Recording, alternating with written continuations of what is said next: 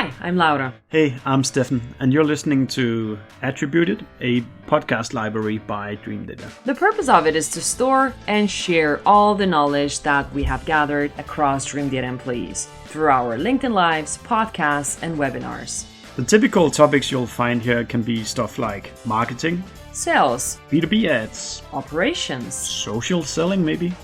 Today, we are going to talk about the B2B Go-to-market benchmarks that we have kicked off a couple of weeks ago. And we already started hearing that people are talking about it and saying, oh, we can see that all over the internet. Well, that was the hope, but that was not the core intention why we did this. So thank you for telling us this. We're very happy that, and I hope that you're seeing that valuable as well. Today, we have gathered the full team at Dreamdata who has been working on the benchmarks. Of course, besides the data of our anonymized customers, we had this beautiful team working on them, and we're going to walk them through. So to start with, very important, before I start introducing the team, the faces you may not have seen, remember, you can post your chats on LinkedIn. We're looking forward to hearing any questions or your feedback. You can even try to say hi right now if you can hear us or can see it, so we can see that the chat is actually working. Give us the likes and the views and the sugar rushes. Yes. I'm just going to check the last time if it's working. It's working. Perfect. Good. So, hello. So, today, who do we have online? So, first of all, you might not have met Jeremy just as much as you have met the two gentlemen just besides me. So, Jeremy, do you want to give a quick intro to yourself? Yeah, not too much to say, really. I'm the content manager at Dreamdata, and I pretty much write most of the posts, the blog posts and emails that we send out, including this report. So that's why I'm here, I guess. Oh, Jeremy, you are so humble. Jeremy is the person that is kicking off all of our ideas for LinkedIn, for reports, for blogs, and so on. And you're still doing this. You are the machine of everything behind what we're doing. With us, Steffen, our CMO, Hello. And we've got Lars, our CEO. You might have met him a couple of times, but now we're going to talk about all the metrics that we have been cooking for you. So, to start with, you might have seen the report and might have seen the metrics, but real quick, Steffen, why did we kick off this kind of a benchmark report? I think out of, first of all, curiosity, like something we've always wanted to do, and we've just kind of waited to have enough scale for the numbers to start to get really interesting. But, when I'm looking at our own numbers, I'm always thinking, are we doing better? Are we doing worse than other accounts? Is our journeys longer or shorter? Do we take more touches because our product is involved in the journey? Is there more touches in our sales versus other sales, etc.? So we've just been super curious to see. And me and Jeremy, had that approach of kind of, let's do a minimum viable effort for this to see what we can pull out, and just scratching the surface of what we did with this report was super interesting. And there's a ton of more questions we would like to investigate, but we wanted to just start from the surface of what we could look at. Right. There's a lot cooking I can hear besides everything here that we're having. That's very cool. Jeremy, when looking into the report, you have been writing the biggest part of it. How do you think people could use the metrics in their go-to-market strategies now, seeing the averages? I think there is more depth than the wow factor that we've gotten in most of the comments and stuff on social media. And there is certainly utility. I think there's in using these, in fact, to tweak your go-to-market tactics and strategies. I think the obvious one that I'd point to is customer journey length. I think that's also been a favorite for everyone that's commented on this. I mean, it helps kind of place a temporal parameter on your activities, right? So this is measuring it yourself, and then I'll get to how the benchmark can help, the ones that we released on the report. So how often would, for example, a paid performance marketer kind of cut an experiment short on the basis that it's not bearing any fruit, or oppositely leave it run too long at great cost? simply because, they're waiting for the results. Well, time to revenue, customer journey length by pipeline stage is going to be the metric that kind of, helps you set those barometers, right? And the same for an account executive. I'd even say, nurturing opportunities and prospects for longer than they should. So this metric is what kind of fills that gap. The result of that is that you end up getting a suboptimal go-to-market, right? It becomes inefficient, spending too much time or too little time on the right things. Now, what does our benchmark do? Once you're measuring this yourself, and that's kind of a pretty critical component here. If you're not measuring it, the benchmark's useless, really. And that's from first touch, anonymous first touch, right through to the deal is closed. You can use it as a reference point, right? You can say, okay, wait, so I'm actually taking 250 days, whilst I see that others in the SaaS space are taking, way less. So then I should try and optimize further precisely, with these kind of tweaks. We also talk about that a lot in our blog posts and our LinkedIn content.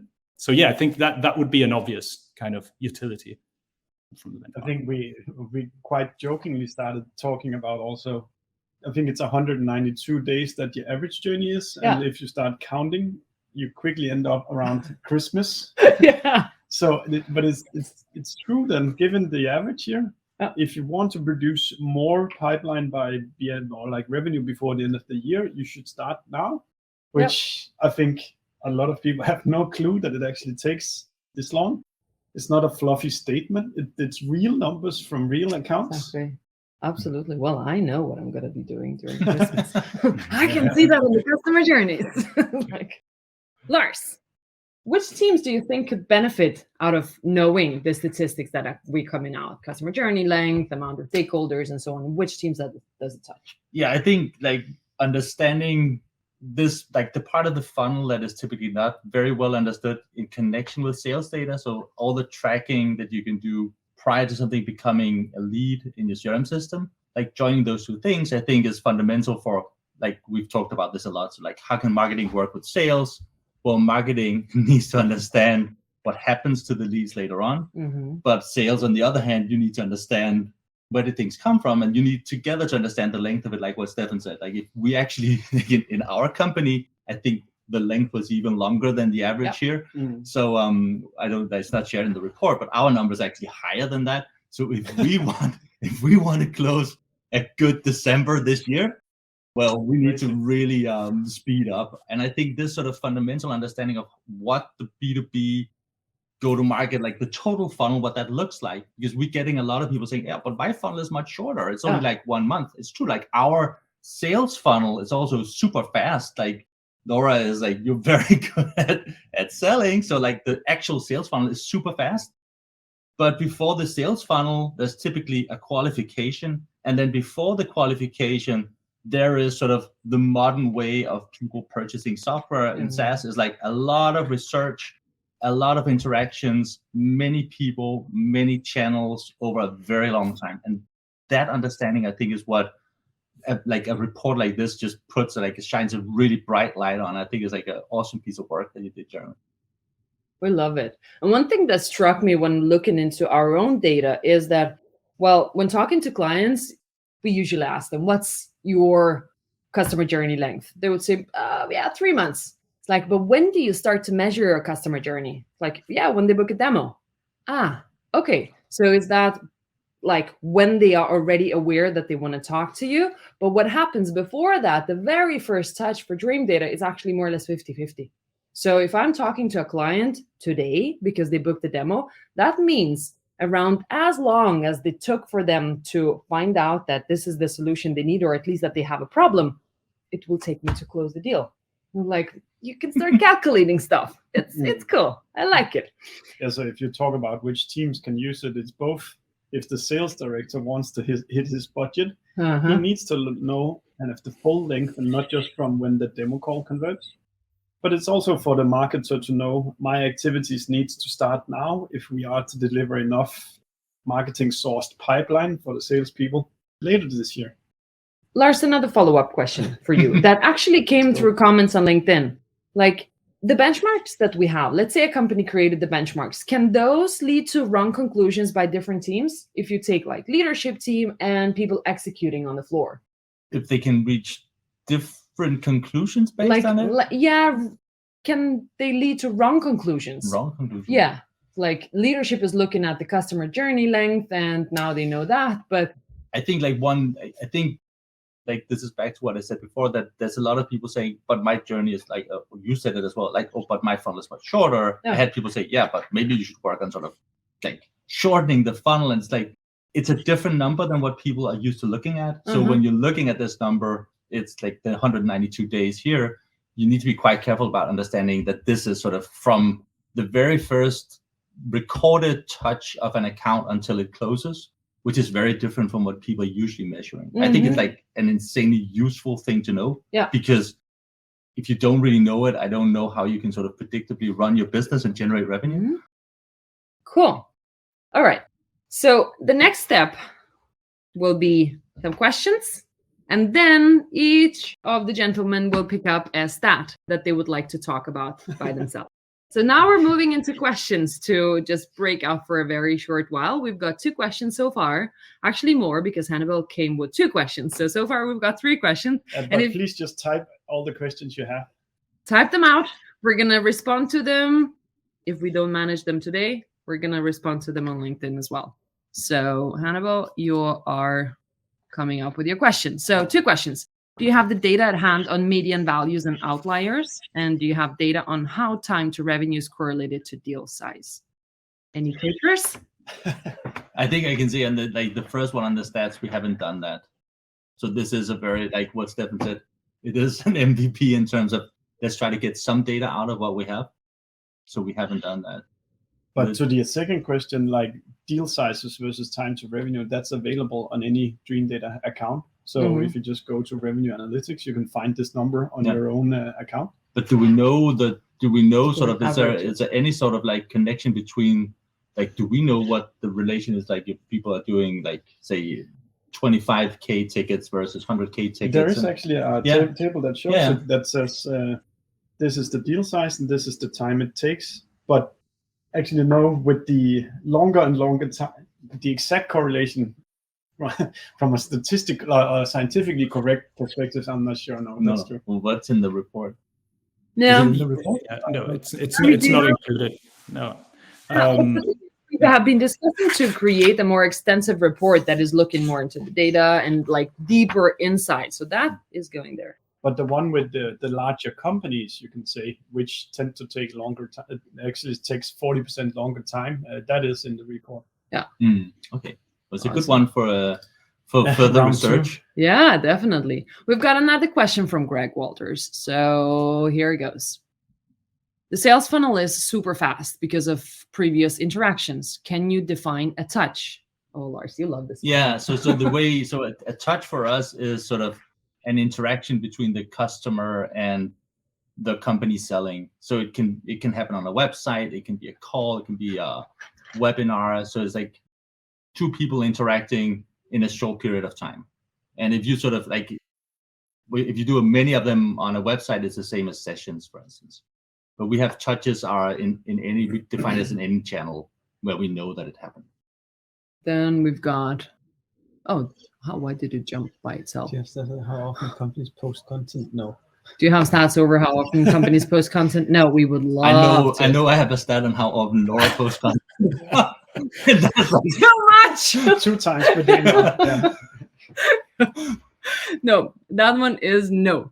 What do you have? Can we identify users on our website, like name, email, company name, websites? Well, I can explain the simple form of how the Dreamdata script works. When somebody arrives to your website, we'll assign an anonymous ID to this person on the website. And then we'll start writing down where did this person and this anonymous person come from, what did they do, etc. If this person then arrives to your website 4, 5, 6 times during the next month without identifying, we'll just keep adding to the history of this anonymous ID. If at some point then this anonymous ID pushes a form through, which can be download an ebook or submit a newsletter form or a demo booking form, then we get permission to join the identity we now know who is, together with the anonymous behavior. So in that sense, yes, we get to know all these things, but only when the user consents for us to do so. That's a very good question. There was a follow-up question, like, does a touch must be an interaction, or yeah, it has to be like a recorded, like it's about the, like, what is a touch? So it has to be something that's recorded either in a CRM system, in tracking, in marketing automation. You know, if you do like viewing website pages, if we record that, we can associate it with the account, then it's a touch. Yeah, and I think in that sense, I think the term is that it's deterministic. It's something that it actually left a touch that we can get into a data warehouse. So if it's not exposed, like a comment on LinkedIn, etc., we can't. So it's probably actually even longer than the 192 days that we have recorded. Yeah, I think if like some of the answers here are quite short to this. So if you want more info, just reach out on LinkedIn and ask, and then we'll write long answers with more detail. Exactly. There's a question about offline sources as well. And Francesca, yes, we do pick up offline sources too. And we're able to put that into the customer journey as well. Feel free to post more questions. We will pick them up at the end of the session. But now we're going to do a carousel of everybody picking up one at a time. So we are going to start with you, Steffen. Yeah. Customer journey length. This was the favorite of everybody. So you're lucky to talk about this. I can, so we've already talked a lot about it, but, you know, look at that number. That means that it's Christmas now. If you get a new account on your website now, then it'll be Christmas before you in average sell to it, which is massive. If you're trying to understand whether your marketing activity is working or not, you don't make the conclusion in June or July. You have to wait 6 months, which is crazy. Obviously, you can set up some proxy metrics on the road to, you know, winning a deal, which could be they booked a demo call, or they signed up to the newsletter, or they entered the sales pipeline. Interesting. But journeys are just really, really long, and you end up underestimating or overestimating your experiments, and you end up missing revenue targets if you don't understand how early you actually need to start. Wow. And for a marketer, that should be nerve-wracking.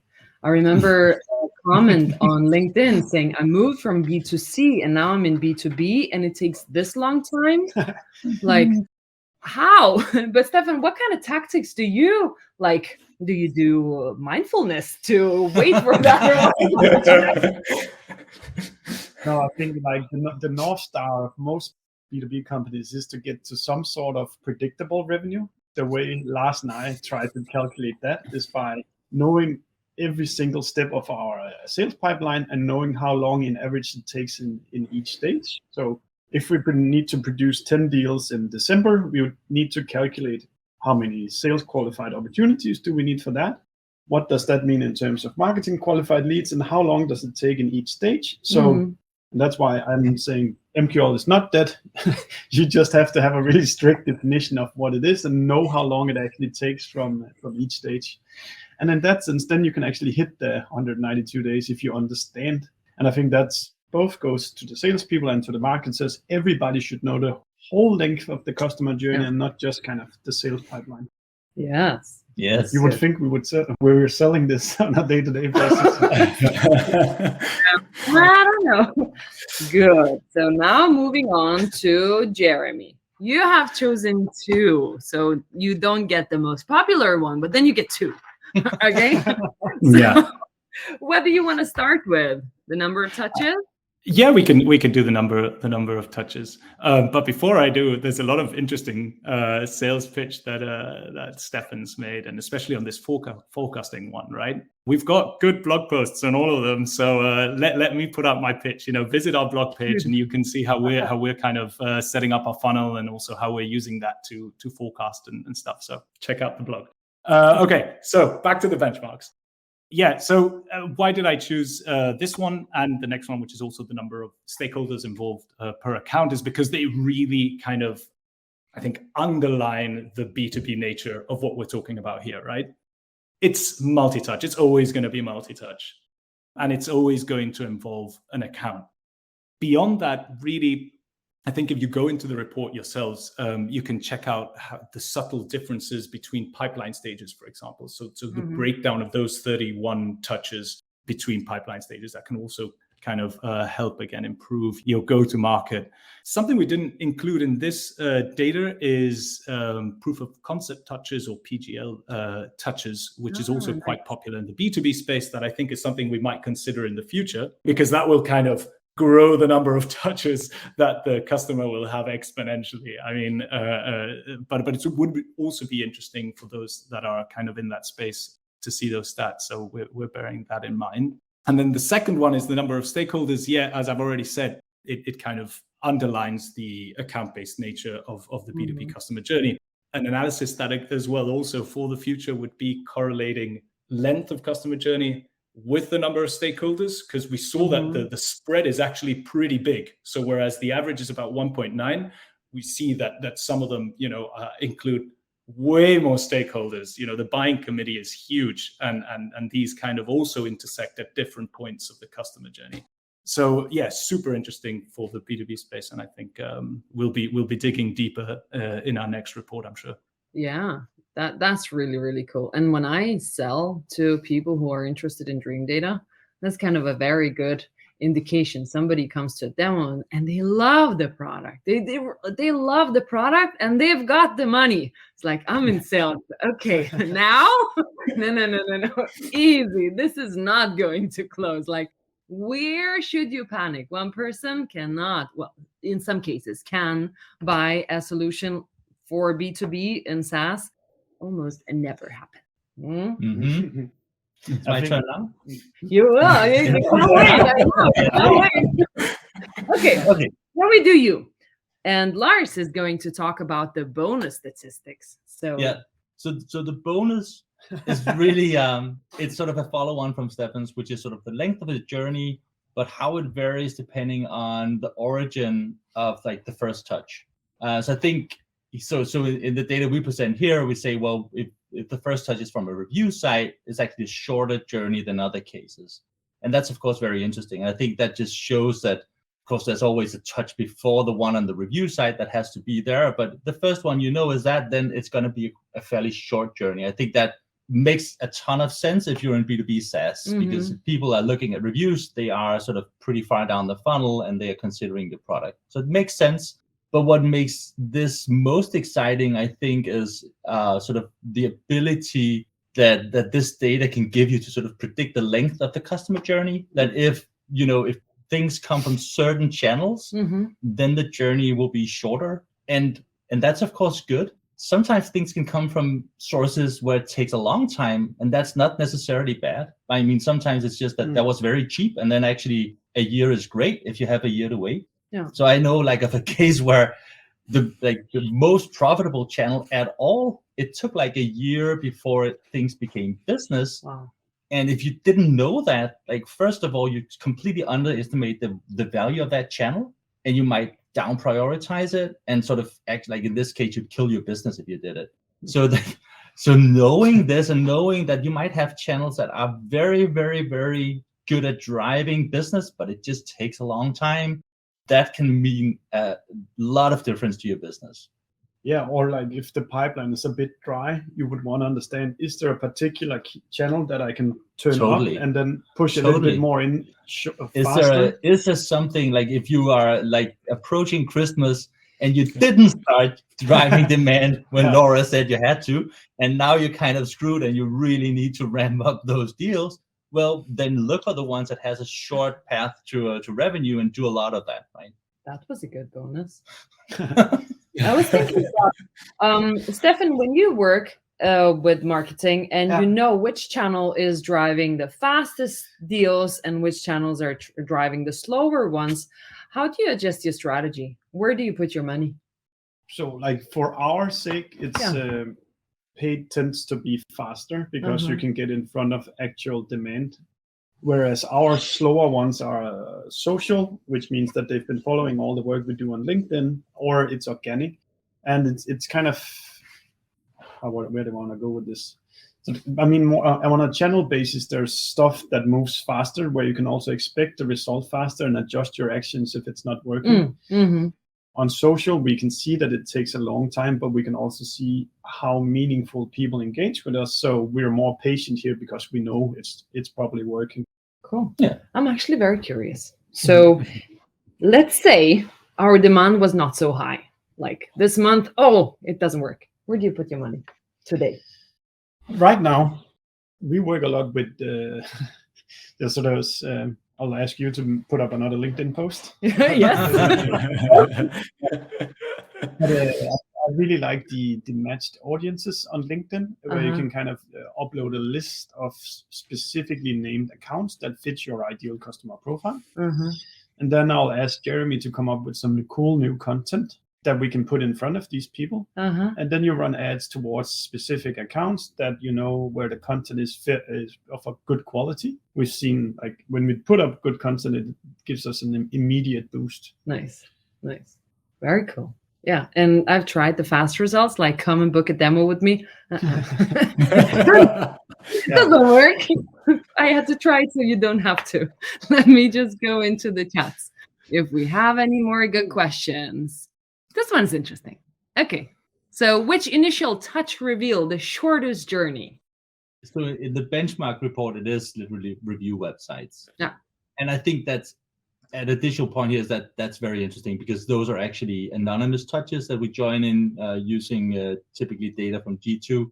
So the fact that journey is so short, I think that is actually eye-opening for me. I thought it would be longer because we see it ourselves when we inspect our own customer journeys, that there are a lot of sort of touches from like anonymous touches on G2 that you can then see lead into our funnel and then sales. And it is short. So that was the short one. And the long one, I think there are 3 channels, and the long one is social, which is sort of matching what Steffen says, that social activities take a long time to mature. But I think that review one, like a specific action you can take is to go to your Capterra or go to your G2, see where you rank. If you rank 10 right now, what would then go add another 10 reviews and move up there, because the quality of the leads that come from these platforms is super high.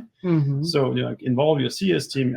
I always come to the salespeople and ask, who can we get a review from so we can keep going up? And it's this understanding of how does the whole pipeline work and the channels, how do they work, and then you can take actions based out of that. And I would say like review sites is you can actually act fairly fast on them. It's not necessarily super slow because the demand that you find there is very sort of late funnel. So if you can tap into it, it's great. And like some of the efforts you have to make is not that crazy, right? Not necessarily even spend money. It is more like effort actually, talk to your customers. There are a lot of very cool questions. Any takers? What should we take first? You can touch your TikTok experimentally. My TikTok okay, Eva. TikTok is a channel much discussed in B2B marketing. Do you see some interesting stats related to this platform or other emerging ones? I'm on TikTok. You can follow me, but as I'm saying, I'm trying to build the following while nobody's watching. Because that's a good statement. I really don't know if it works. So far, it produced 0. It produced fun. It was fun. I don't dance there. Maybe one day I will. It's fun. But one thing that I really see, and a lot of people are talking about, is that TikTok videos perform really good on LinkedIn. So if you post the really good quality and really snappy, quick videos on TikTok, and you repost them on LinkedIn, that's what performs well right now. Otherwise, any other emerging ones coming? No, I think what you're saying is like an evergreen in marketing that work the platform while it's not popular, because then it's a blue ocean. And then when it goes big, you're big. So test it, see if it works for your business. Hannibal has another question. How do you balance this with demand-focused ads meant for in-feed consumption where a touch is not recorded?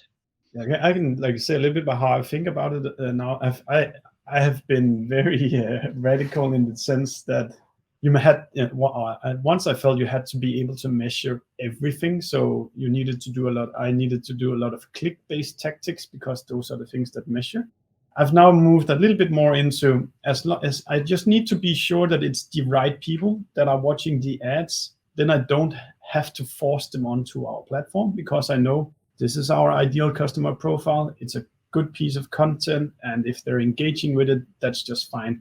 I would still need to see something coming out of it, but you don't have to be like hardcore that it has to be a click that goes to your website, that signs up to your newsletter, some books a demo, etc. All right. We are 2 minutes past half. We're going to continue with a couple of questions. If anybody has more, continue posting them. But kind of, yeah, you can, if you're leaving now, so it's okay. It's okay. And you can keep on following us further. So, but we've got another question. I think it's quite interesting. We're low on resources in marketing, both in manpower and economically. Our first touch point would often be the cold outreach. Got any recommendations for a scale-up company? Review, like if I think it depends on your product, but if you can be on review websites and you are not, then do it. I think it is work. So it depends on what low on resources means, but it's definitely work, because you have to engage with your customers and talk to them and say, hey, it matters to us that you leave a review of us. Please do it. We did a lot of work here. Also, we offer a product for free for smaller companies. That in itself also drives a lot of reviews, because now we have like way more people actually trying our product that can like evaluate the product, look at it, and tell us what they think about it. But any tactic you can do around reviews, I think that is very powerful. Depends on what you mean low on resources. If it's money, that's a great tactic. Yeah. If it's more people and you just want to spend a lot of money, I don't know. Then make these matched audiences. Yeah, and matched audiences run great, ads. yeah. You can sit there for a long while. Alrighty. We don't have any more questions. And I want to thank you guys for joining this fantastic session. We hope you like listening to us. Subscribe to our podcast and the ones that we have been guests on. And if you have any feedback for us, just do let us know. And should there be a guest that you think we should be talking to, then pitch us. We're looking forward to seeing you.